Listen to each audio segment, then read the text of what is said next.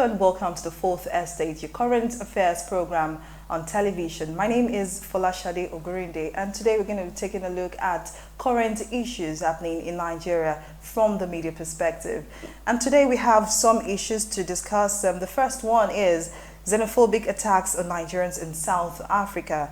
The second is federal government demands compensation over attacks in South Africa, recalls High Commissioner boycotts World Economic Forum. The third issue is $9.6 billion judgment. Federal government draws battle line with P&ID.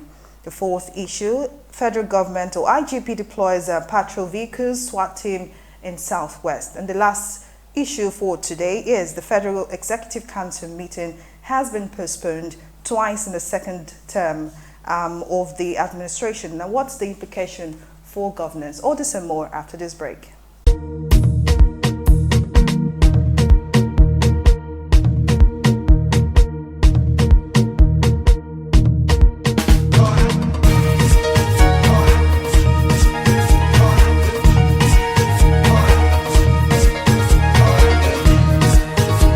Welcome back. This is still the Fourth Estate, your number one current affairs program on television. I'm your host, Folashade Ogurinde, and I promise you today's episode is going to be interesting and fun. Of course, I have with me in the studio my esteemed guest analyst. I have with me Mr. Muyiwa Akintunde. He's a journalist. How are you, sir? Thank you. I'm fine.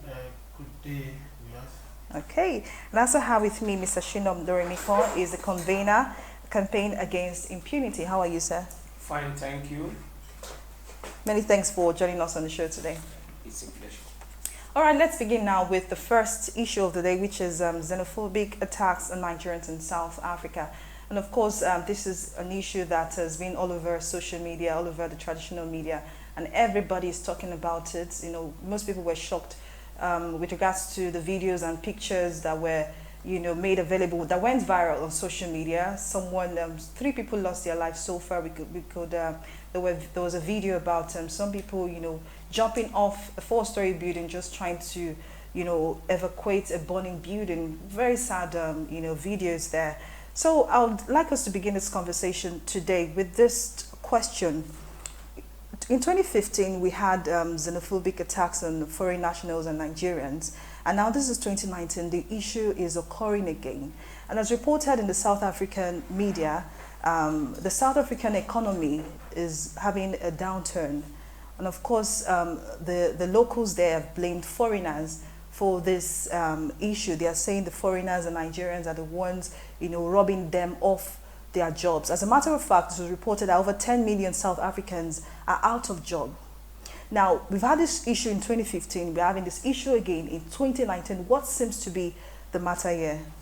Okay, let me say that this situation is very unfortunate. As an African, as a Nigerian, it's very unfortunate. And I will bring our memory back to what happened in the Buhari government, military government, in 1984. I'm sure you remember what is called Ghana Must Go. Yeah, definitely. So what the kind of big bag that we have now that called Ghana Must Go, that name didn't just come from nowhere. Ghanaians came to Nigeria in early 1980s when the economy was getting, distressed, and they were looking for opportunities elsewhere, and they came to Nigeria.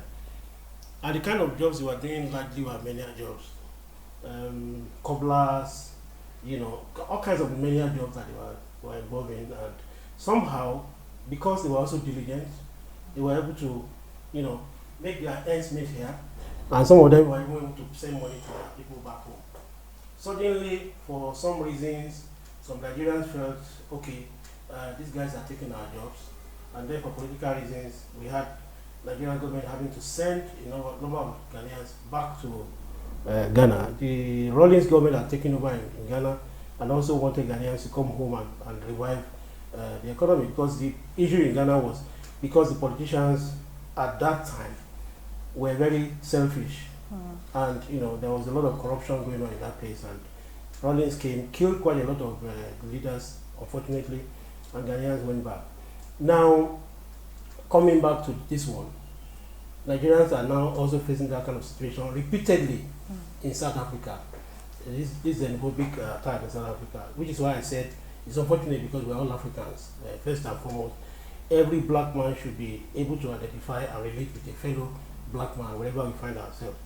But the economy in South Africa has also experienced severe depression, and what I understand is that what we call street markets in Nigeria is not a culture of South Africa. It's not one. It's not a culture in South Africa. South Africa. Street market. But in some communities in South Africa, Nigerians over the years have introduced street markets. South Africans left them. Nigerians and Namibians, Zimbabweans, Angolans, have introduced side market. And South Africans left them to that because that wasn't really their own area of expertise. But because the economy also is challenged, the government is beginning now, the South African government is beginning now to encourage its own people to go into street market. And so South Africans in those communities, and again, let me also emphasize that this is not happening, it is not as big an issue as we are making it. I'll give an example, just like we have a crisis in Oshodi, and people who don't understand Lagos or Nigeria very well feel that the whole of Lagos or the whole of Nigeria is burning. From what I understand of South Africa, it is just a little part of South Africa where that is happening. It doesn't really mean that because one Nigeria is affected, we should not be bothered. No, I'm not saying we should be bothered. But it's not as huge an issue as it is. So South African government decided to empower its own people to also go into street market. And so they feel that some of these people have taken undue advantage and they're trying to get back. The other issue that we also should be concerned about has to do with the issue of criminality. Whether you are a citizen of a country or you are a foreign national, you must not be involved in criminality. And no government should encourage criminality. A lot of people who are victims of this in South Africa are people who have been investigated by the police or by the authorities, and so they skew the story in such a way that they have some kind of sympathy among their own people. What I'm saying about this is that the South African government and the Nigerian government should ensure that whoever is involved in criminality, whatever that person is from, whether from Nigeria or Zimbabwe or whatever, should be taken through the due process of the law. We shouldn't allow people, South Africans are taking the laws into their hands. That should not happen. Nigerians are taking the laws into their hands. That should not happen. We shouldn't take laws into our hands. There is a process. We should not encourage more action, which is what is happening on both sides. South Africa took more action. Nigerians also took more action, and you see people vandalizing the likes of ShopRite and other places. Exactly. And speaking of reprisal attacks now, we've seen reprisal attacks, MTN offices, ShopRites, and there was even a mosque that was burnt down. Yeah. Yes, around, I think in Ibadan or thereabouts. Yeah. Now, of course, some people feel that the federal government is really not doing enough. They feel that the federal government is acting weak, it's not taking decisive measures to ensure that these attacks are not meted out on Nigerians. But I want Mr. Lorimiko to comment on this. Now, as of yesterday / this morning, it was reported that Airpeace is giving out the airplane, taking out the airplane to South Africa for Nigerians who want to come back home, to do so. But we've not really seen, of course it was reported in the media and the newspapers, here and there about some actions, pockets of actions here and there for, by the federal government. But what do you think the federal government can do? What decisive action do you think they can do to stop this action or these issues once and for all? Thank you very much. I think there's a lot that can be done, and many has to be done at the diplomatic level. As a matter of fact, the two countries have a long history of relationship, and even when you are talking of MTN, talking about DSTV, these are just a little economic strengths of South Africa. You need to know very well that the defense industry is a huge business in South Africa. Transportation is a huge business in South Africa. Even the entertainment industry, media relation, particularly core area of production, is a major business in South Africa. Many film actors are involved in business in South Africa. It gives one worry that despite what people like late Kwame Nkrumah has done, what late Tafawa Balewa has done, what late Muritala Mohammed has done is about to be rubbish. So painful. And that's why I think we need to bring back our diplomatic skill. I don't know why the Nigerian government can also not quickly engage the European Union. The Commonwealth is also strategic. Both South Africa and Nigeria has tight Commonwealth culture. But we have African Union here in Africa. Do you think the African Union is not, doing enough to, create cohesion and cooperation between African states? Why I'm mentioning this strategic and diplomatic move is that everything at the end of the day rests on the leadership. If just MTN and the mall called ShopRite is the issue, the thing behind Yoruba will say, the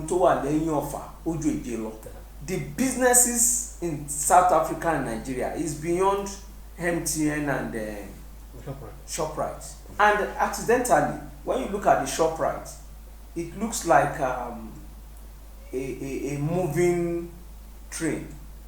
It's not only the engine, there are other wagons. The wagons are the subsidiary shops in the complex called ShopRite. Many of those auxiliary shops are owned by Nigerians. By Nigerians, exactly. I know one that I visit very well. They sell books. It's not owned by South African. It's a Nigerian. So when you obstruct business there, the man sales for yesterday has dropped. His sales for today is dropping. Before you know it, you won't be able to pay salary as of when due. Some of them may have taken loans. Even our brothers who have their properties damaged in South Africa, I don't know who is going to pay the company. It really doesn't matter whether they say they're in Africa or not. By geographical location, they're already in Africa. And when these things happen, some people begin to now look at. But to go back to what my colleague said, I am hoping that the Air Peace aircraft that is sent there comes back, if not full, almost full. Because if it comes back almost empty, it will be a shame on Nigeria. It will mean that you're actually fighting the wrong battle. And that is why I also feel that the government shouldn't have been the one issuing that statement. The Federal Ministry of Foreign Affairs should not be the one issuing that statement. It should have been the APC itself issuing that statement. Because if it backlash, if there's a backlash, if for instance we have an empty aircraft coming back, you can easily hang it on the APC. But now, if we have an empty aircraft coming back, it will be the Nigerian government has failed. Because even the Nigerian people that you think that you are trying to save are telling you that in spite of what the problem you're having there, we're okay. Yeah, they are more than willing to go. But we need to go for a break now. The conversation is becoming more interesting, but we need to go for a break now. Join us. We'll be back shortly.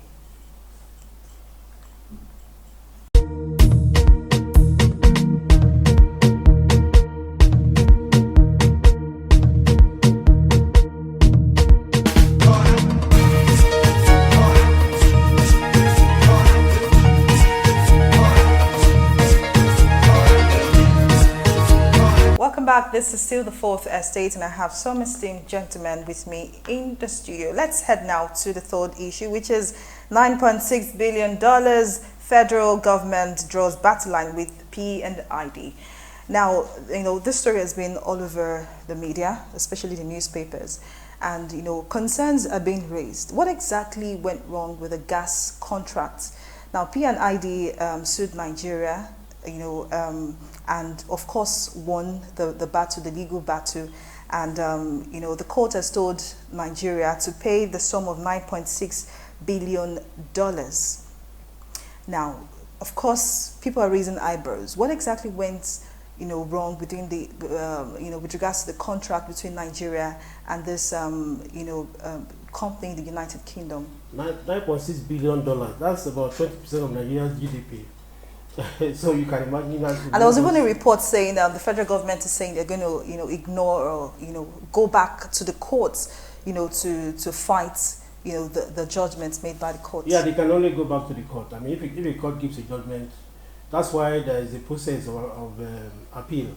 You appeal. You cannot just say you ignore it. Otherwise, they begin to seize your assets all over the world. I mean, Nigeria will be bankrupt already if we have to pay $9.6 billion. We cannot say we're going to. And I think that the government is not even taking that approach of saying we can dismiss. They are trying to appeal. But fundamentally, for me, it's about the fact that we must begin to do things right in this country. Because when something happens, I would think that just happening to one side, it affects everything. This thing happened during the Yar'Adua regime. Now, again, if we had a country where things work properly, we should not have had Yar'Adua as president. I don't have anything against him personally, but his health was known to those who put him there as president. Before he contested the election, it was very clear that his health was failing.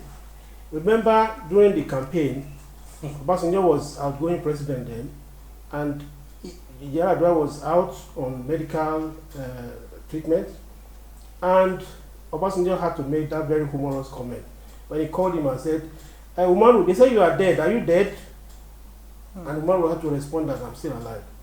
I'm saying this was before he was elected, so it was very clear that he shouldn't have been even elected as president.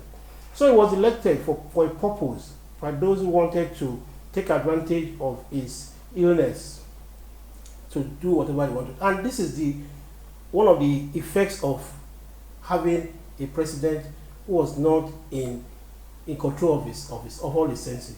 IPI and this shouldn't have happened. The Attorney General at that time, Andrew Aka, had come out to say that this thing did not even go through the Federal Executive Council.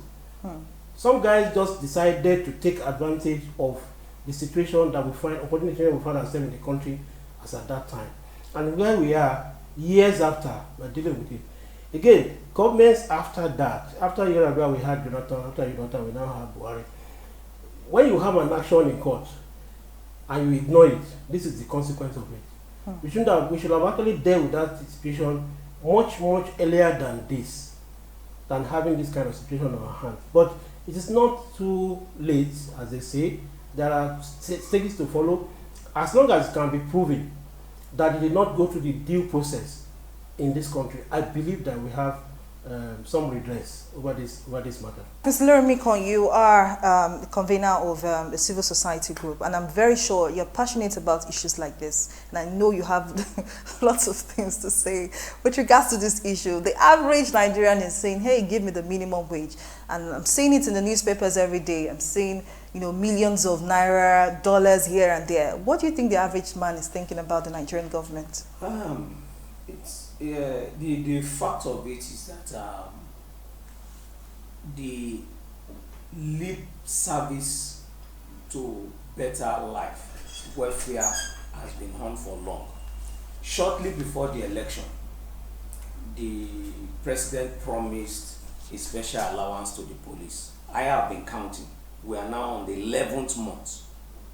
No reliable source in the police have mentioned that they benefited that increment of allowance. And you can see the tax, the stress on the police.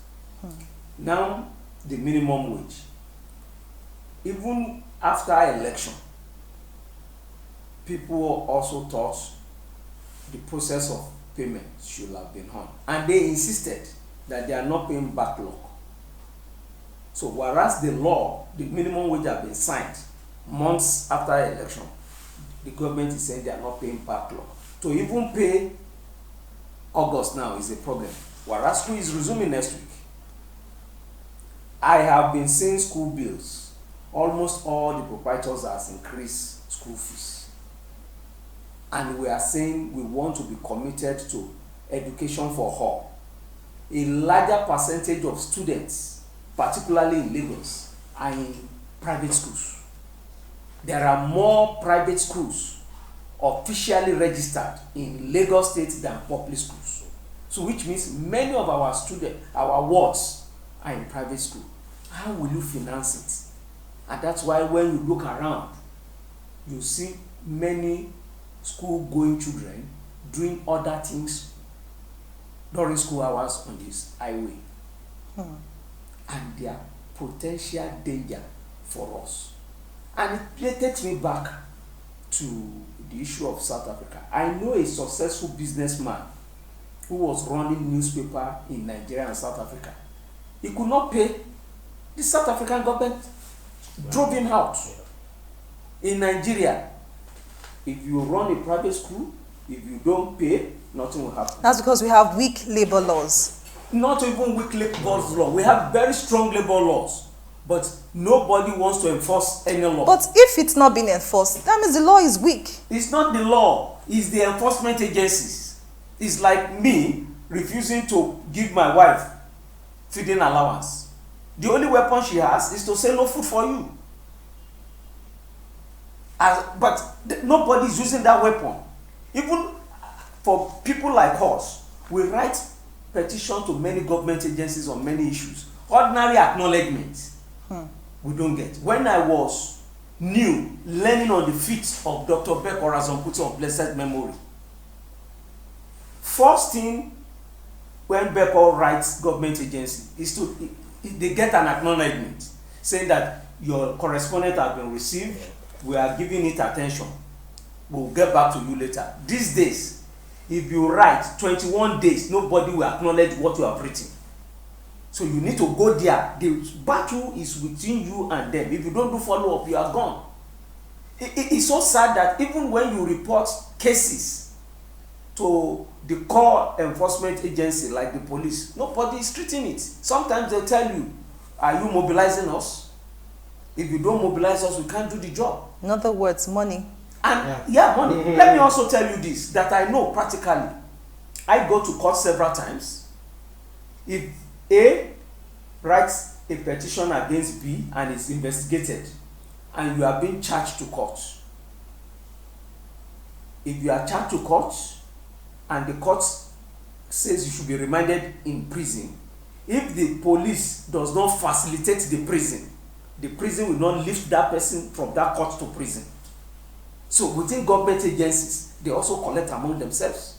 So it's either the relation of the suspect now and accused, or you, the complainant, that will facilitate the movement of that accused to prison. Otherwise, the police, the IPO is in a dilemma.